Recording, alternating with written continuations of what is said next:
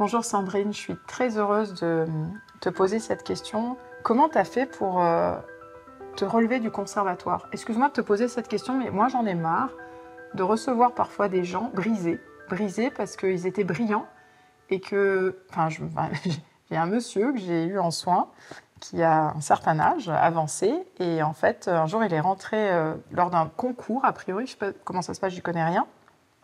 Il s'est assis, il a joué et a priori il aurait plaqué un accord, ils lui ont dit merci. Il s'est levé, il est parti, il n'a plus jamais touché de piano. Et c'est quelqu'un qui par la suite a rencontré Marc et a priori dans ton histoire il y a aussi quelque chose qui s'est joué de... Ben, c'est la même chose, c'est la même histoire en fait. Elle n'a pas changé l'histoire. Je suis arrivée au conservatoire, c'était une année où j'étais en... Je sais pas, j'avais des années de conservatoire, on va dire 7-8 ans je pense. Et je connaissais mon morceau par cœur, sur le bout des doigts, les yeux fermés. J'étais trop forte. J'ai dit ouais super, je connais. Et je suis arrivée sur le piano et puis j'avais plus de plus de son qui me venait dans les oreilles. J'avais même plus le piano devant les yeux et j'ai eu le noir total et on m'a dit merci, au revoir. Et j'ai pu retoucher un piano pendant 10 ans. Ça a toujours quand même fait partie de ma vie, le piano. Et j'ai quand même, au bout de 10 ans quand même, repris des cours avec une professeure bienveillante parce que voilà, j'avais besoin de quelqu'un de hyper protecteur et hyper bienveillant pour justement pouvoir, pour qu'elle puisse m'aider à me relever de ça.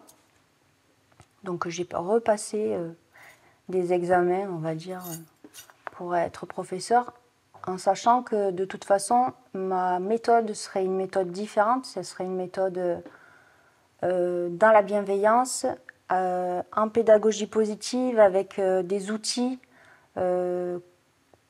peu importe l'outil pour la personne avec qui je vais avoir en face, mais ça sera du cœur à cœur et du corps à corps pour lui apporter en tout cas, moi ce qui me vient c'est le plaisir de jouer, le plaisir et l'amour du piano et l'amour du son en fait, juste ça, l'amour de la musique.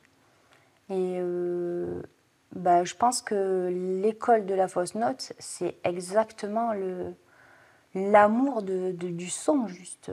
Marc, quand il dit écoute cette note, voilà, c'est l'amour de juste une note qui fait sens et qui est le sens de la vie, en fait. Moi, je pense que j'ai des mamans enceintes et je leur dis, mais jouer ne serait-ce qu'une note et jouer cette note. Et j'ai une maman qui a eu des jumeaux qui sont magnifiques. Et malheureusement, ben, voilà, ils sont nés prématurément. Et elle jouait beaucoup quand elle était enceinte. Et je lui dis, ben, tu sais quoi, tu t'enregistres et puis tu vas leur apporter. Mais ça les a apaisés. Mais comme quoi la musique, elle apaise. Fait, voilà, c'est un médicament, quoi. C'est la vie. Voilà. C'est pour ça que.